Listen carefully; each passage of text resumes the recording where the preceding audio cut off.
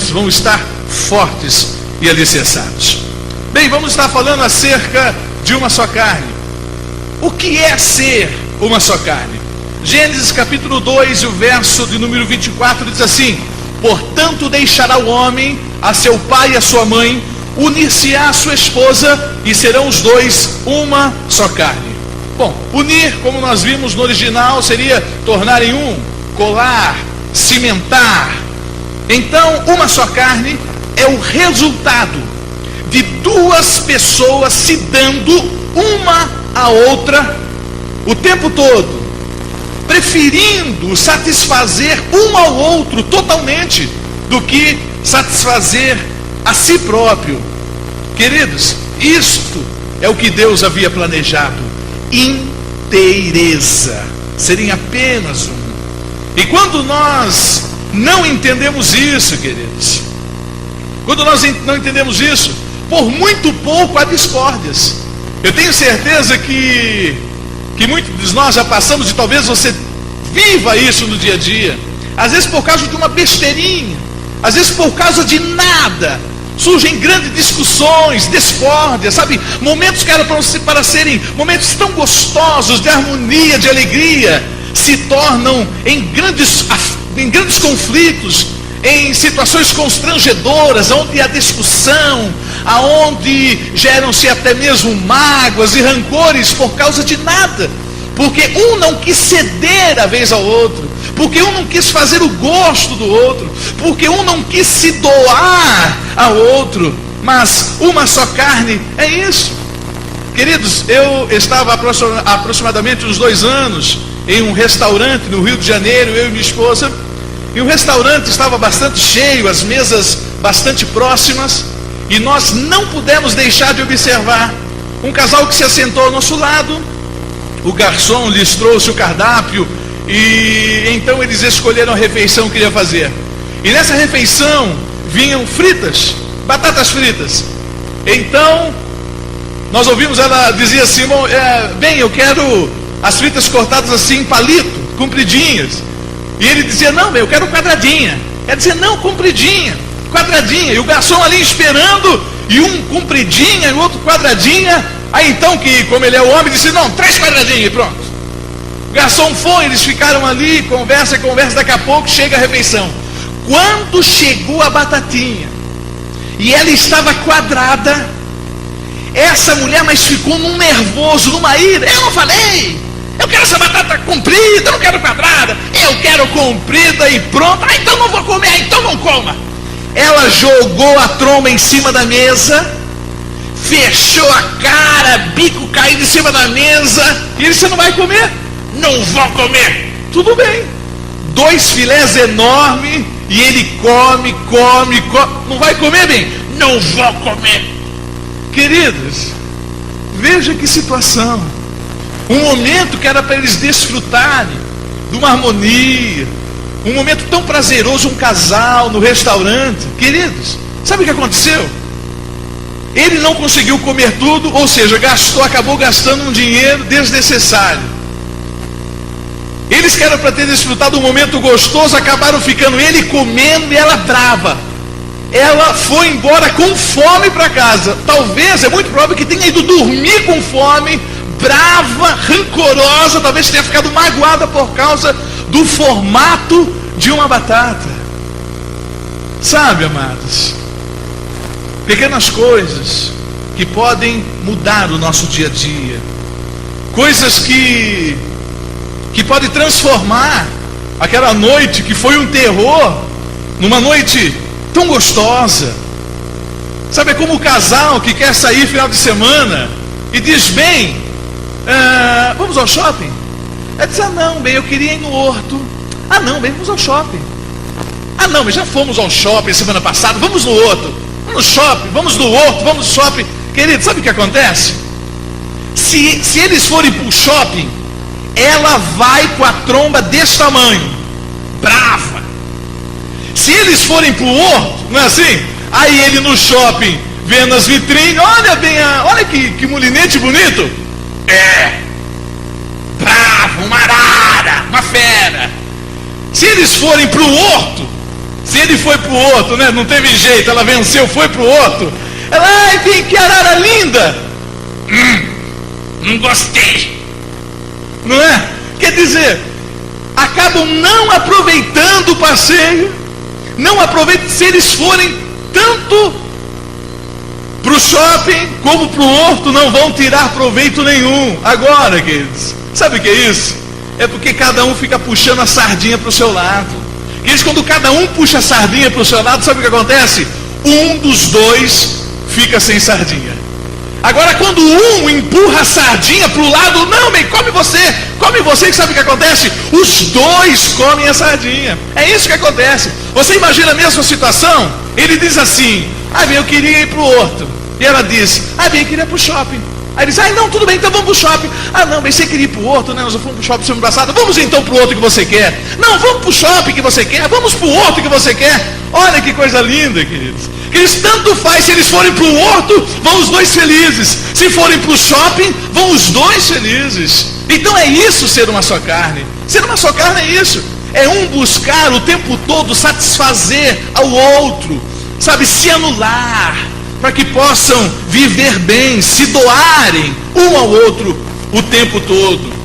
Queridos, os casais que lutam pelo interesse um do outro, eles se tornam fortes. Deus estabeleceu através disso o sinergismo. E a lei do sinergismo diz o seguinte, que o total é maior do que a soma de ambas as partes. Você quer ver? A Bíblia nos mostra isso claramente. É como se fosse assim, se o homem tem força de 2 e a mulher tem força de 2, eles se unindo, não é? Na matemática eles teriam força de 4, mas na lei do sinergismo não, eles teriam força de 10, porque o resultado é maior do que a soma de ambas as partes. Gênesis capítulo 2, o verso 15, começa a explicar isso. Adão, Deus cria o homem e dá uma função a ele. Diz para Adão, Adão, cultive e guarde o jardim. Porém, capítulo 1, verso 28, quando ele está com Eva, Deus diz o seguinte, encham a terra, sujeitem a terra, dominem sobre todos os seres viventes. Você pode notar que a tarefa que Adão tem junto com Eva é muito mais do que o dobro do que ele tinha sozinho. Então, queridos,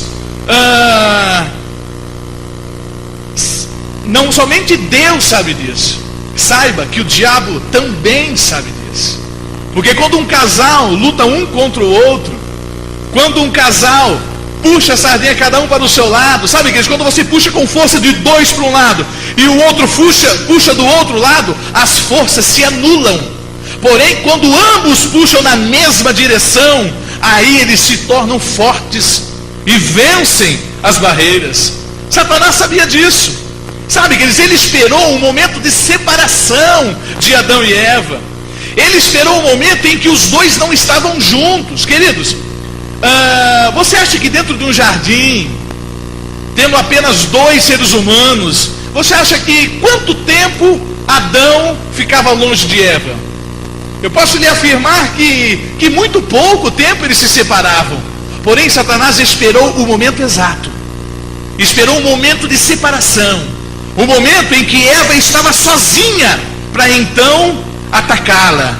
Sabe por quê? Porque ele sabia que se ele atacasse os dois juntos, ele não prevaleceria. Ele sabia que não teria êxito se atacasse os dois juntos.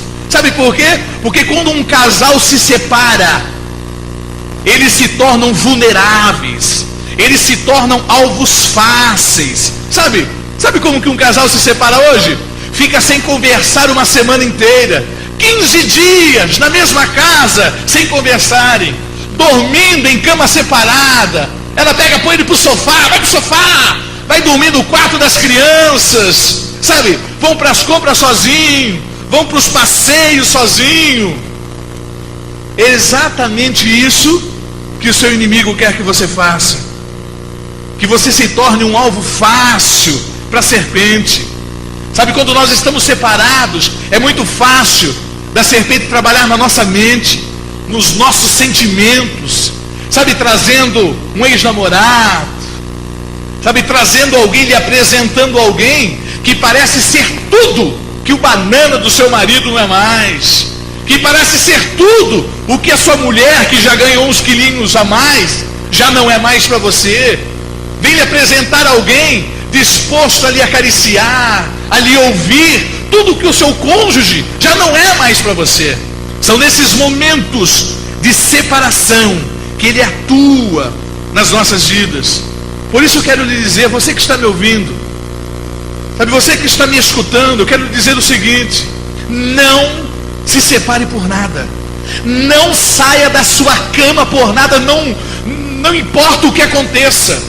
Sabe, queridos, não deixe, a Bíblia diz, não deixe se pôr o sol sobre a sua ira.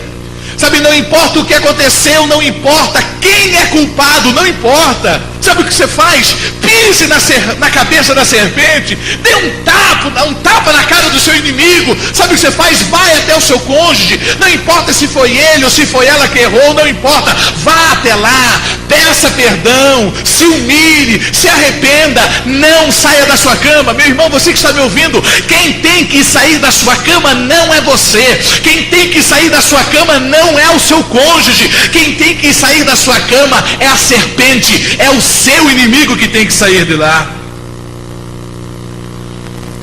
E o grande segredo, queridos, o grande segredo para se viver como uma só carne, é colocar as necessidades do seu cônjuge acima das suas, colocar a necessidade do seu parceiro acima das nossas necessidades. É assim que nos tornamos uma só carne, sabe, visando os interesses do outro, não é? Assim nós nos tornamos fortes e vencemos as batalhas. Sabe por quê? Porque lutamos por interesses mútuos, por um mesmo interesse. E quando nós nos casamos, queridos, quando nós nos casamos, inicia-se a fusão, porque somos dois. Então Deus vai fundir um no outro, começa-se a fusão para uma só carne. Então é comum que hajam alguns atritos.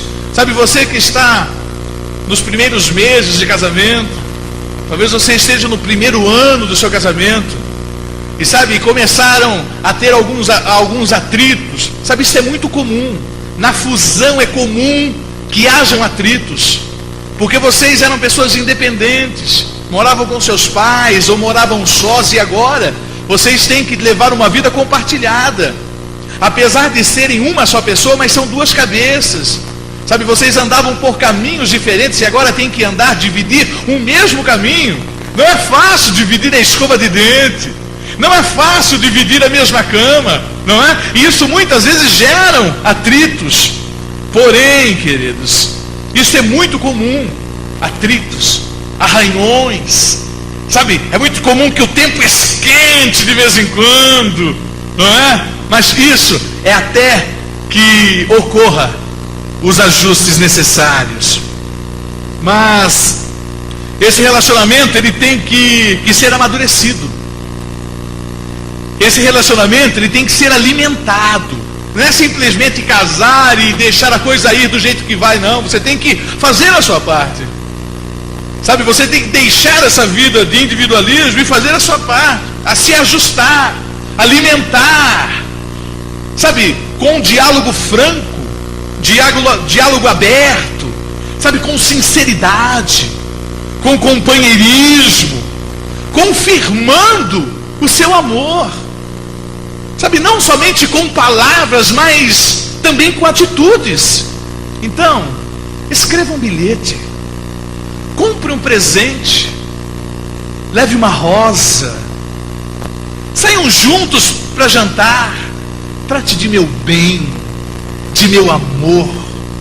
Não deixe o sol se pôr sem dizer pelo menos uma vez: eu te amo. Oh, gostoso. Agora, deixa eu lhe dizer, principalmente você, maridão, olha, dia dos namorados, dia das mães, dia da mulher, são datas muito importantes. Por isso não se esqueça, saia para jantar, leve uma flor, compre um presente e não deixe passar em branco essas datas, não.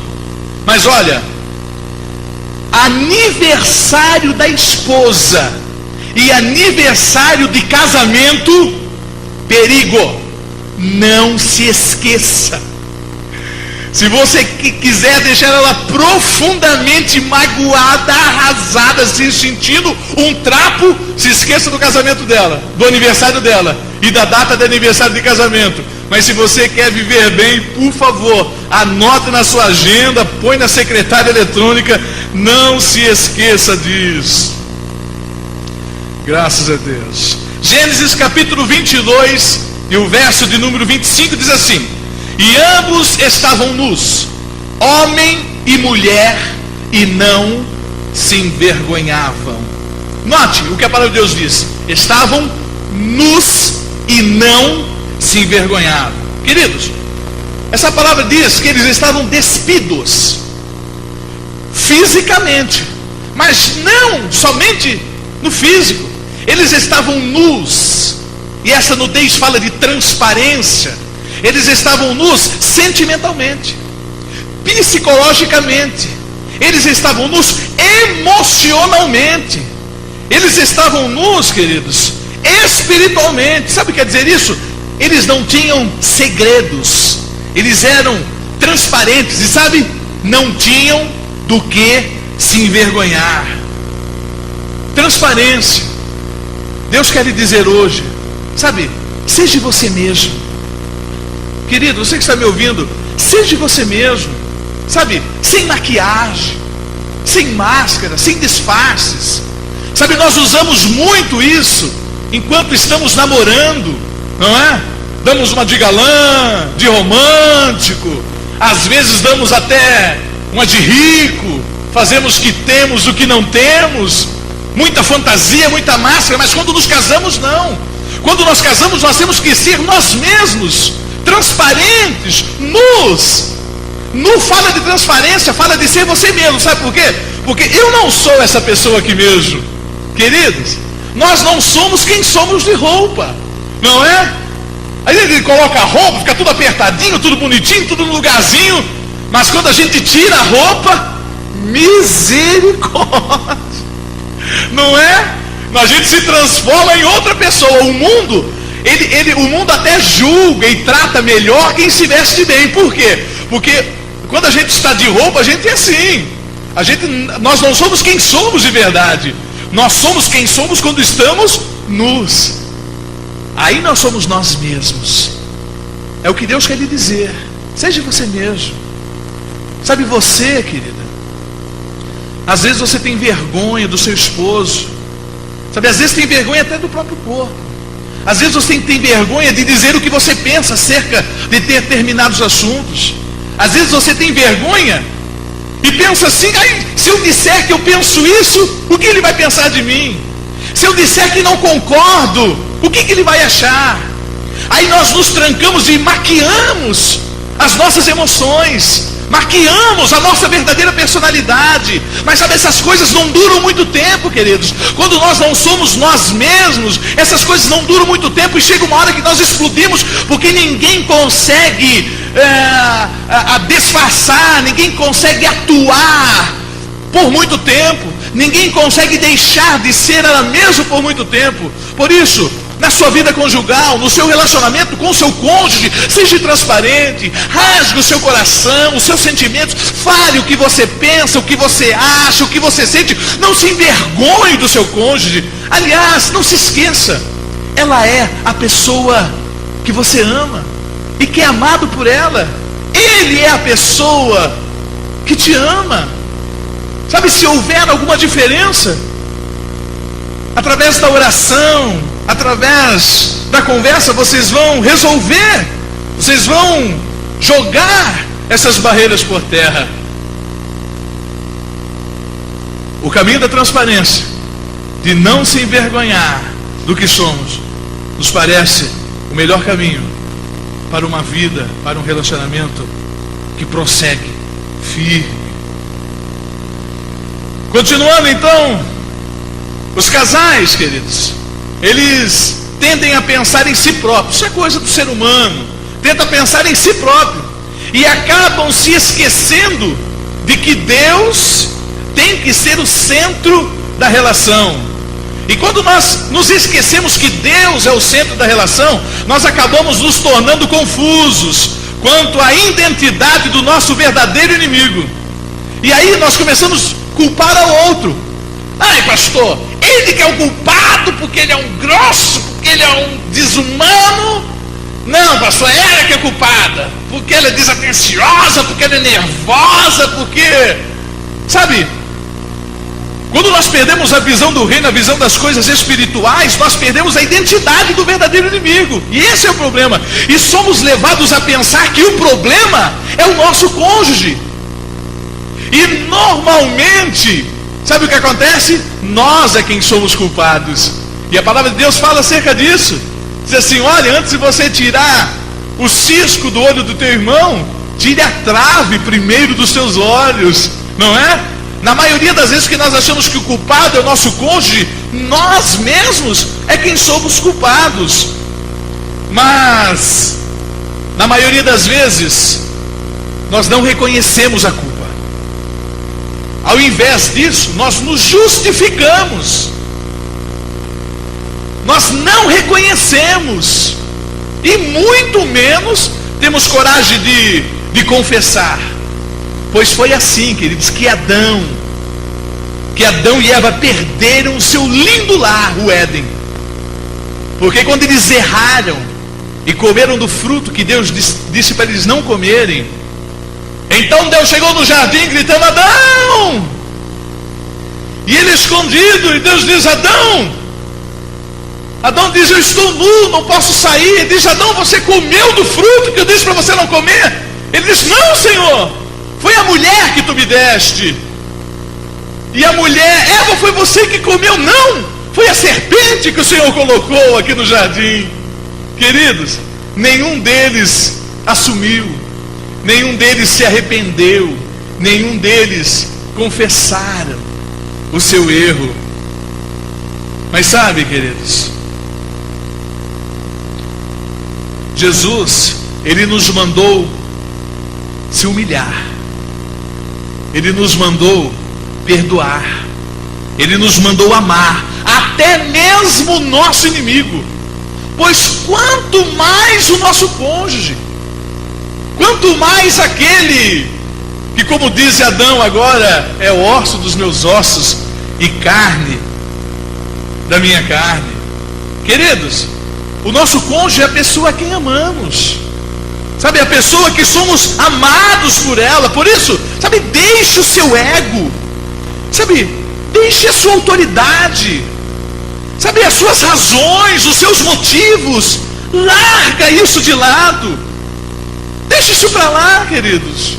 Sabe, Deus nos manda virar a outra face até para os nossos inimigos, pois quanto mais para aquela pessoa que nós amamos, quanto mais, sabe, deixe despeito, deixe ciúmes, peça perdão, mesmo quando você estiver certo, se humilhe, peça perdão, sabe, nós não devemos lutar um contra o outro. Não, queridos, sabe, o diabo ele quer fazer isso, ficar mostrando os defeitos, ficar nos mostrando o defeito do nosso cônjuge, sabe, ele é assim, ela é assim, ele sempre faz isso, ela toda vez faz aquilo, sabe, nós começamos a fazer assim uma lista, um relatório, um memorial de erros, de defeitos.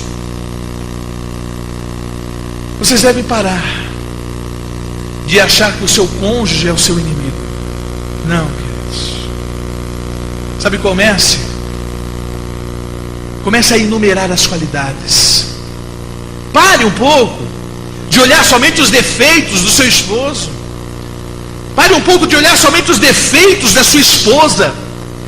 Note como ela cuida bem da casa, dos filhos, sabe, a atenção dela.